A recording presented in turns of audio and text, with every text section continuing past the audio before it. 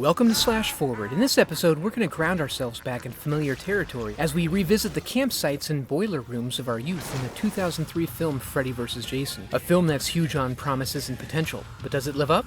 Let's get to it. We open on a boiler room fit for any self-respecting child murderer. Freddy takes some time to provide narrative exposition, going over his backstory in detail for all the Friday the 13th fans. It is his sincerest hope that rejuvenating Jason and setting him loose on Elm Street will get Jason's rampage credited to him, instigating fear in the youngsters and revitalizing his own power in the process. And now that we know all this, we just have to sit back and watch it unfold. Hey, thanks! To start, we observe a nighttime skinny dipper getting spooked for reasons unknown. And by wandering through the woods, she eventually manages to find actual danger and begins running with a purpose. She's eventually caught and succumbs to CGI that looks exactly like it's from 2003. When Jason's mother appears, we know we're in a dream where apparently all it takes to reinflate his desiccated corpse is the power of persuasion. We then transition to Elm Street, where our main group of ladies, Laurie, Kia, and Gib, are doing lady stuff, trying to unwind and blow off some steam to help Laurie get over the disappearance of her boyfriend, Will. Right on cue, Gib's boyfriend, Trey, shows up with a rando, throwing off the party dynamic and bringing everyone down. Trey and Gib sneak off for some alone time.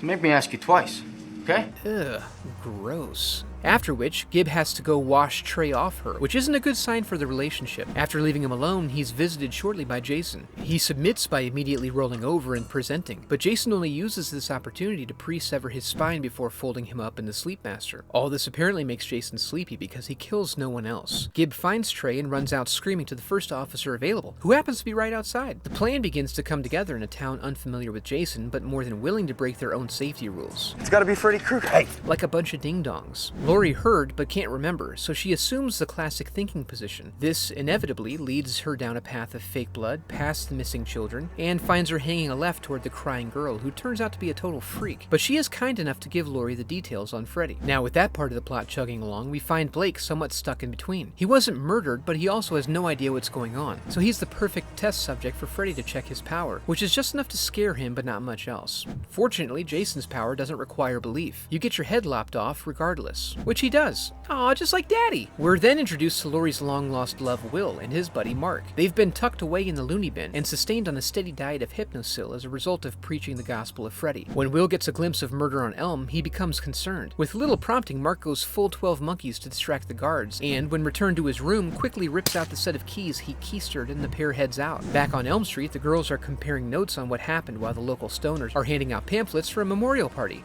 You know, teen stuff. Laurie begins to describe her nocturnal experiences and finds an instant audience. When Will appears before her, it's too much and she swoons. While recovering at the nurse's station, Kia has a dream experience while Will and Mark run off to the library, excited about studying. They find that the town has attempted to redact Freddy's existence and that they're part of that redaction. That night at the Cornfield Memorial, the kids are partying pretty much exactly like it's 2003. Laurie's unrequited romantic interest is introduced in Linderman, who hits the insufferable Kia with a third-grade burn. Assuming, of course, you can think, with all that makeup weighing down your head. Nice. He's quickly forgotten when Will shows up and fills Laurie in on his convalescence at the institution. During this, Gib wanders drunkenly into the cornfield, passing out and attracting the attention of several predators. Freddy's about to cement his resurrection when the unfolding sexual assault attracts the attention of Jason, stealing Freddy's opportunity. Jason then crashes the party in what must feel to him like his birthday. Everyone runs off in confusion, knowing about Freddy, but not knowing what he looks like or anything about Jason. Kia and Laurie, having just discovered their dead friend, get into an acting competition. Gib, I can't believe I know. Will then confirms that Laurie's dad is involved in sequestering the teens at the asylum, but mistakenly believes it to be the result of witnessing him murder his wife. A confusing situation that Laurie's dad hopes to clarify with some light choking. He doesn't do much else to earn Laurie's trust after the alarming news. Why didn't I give you some pills? So she heads into her room and then out the window. She's picked up by Will and they try to regroup with Mark, but are too late. At least he goes out adorned with some bitchin' scarification. They're forced to regroup elsewhere and are able to piece together the whole thing, including the part involving Jason. His name was Jason Voorhees. They devise a plan that requires hypnosil and getting Jason to take out Freddy and, hopefully, wander off to terrorize the Crystal Lake area after he finds himself free of Freddy's influence. The idea that they can pit them against each other comes after things get crass. Ew, and then Laurie comes out of her dream with a piece of Freddy. Their plan goes awry at the institution almost immediately when Freddy takes over Freeburg's body and disposes of the hypnosil. However, when Jason shows up, Freeburg takes a stand and provides them with a different opportunity.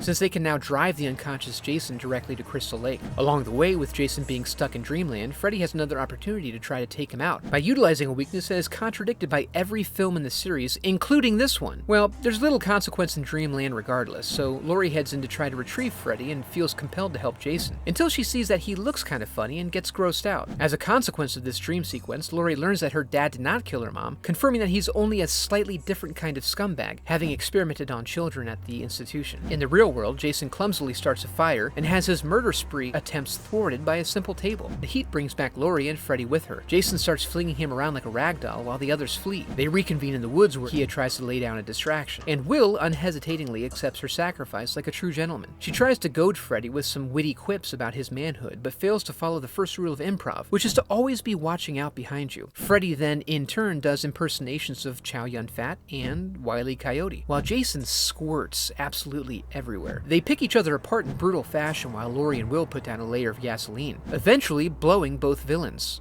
sky high. They're then confronted one last time before each gets his favorite weapon used against him to finish the fight. The next morning, as a fog rolls over the lake, Jason emerges carrying Freddy's head, which winks in consolation to his fans, who now have to live with the fact that they picked a loser. And that was Freddy vs. Jason, the current penultimate film of the franchise. Was it good enough to bridge the 8-year gap between solo projects? I'm on the fence about that. I hope you enjoyed the video, and thanks for watching.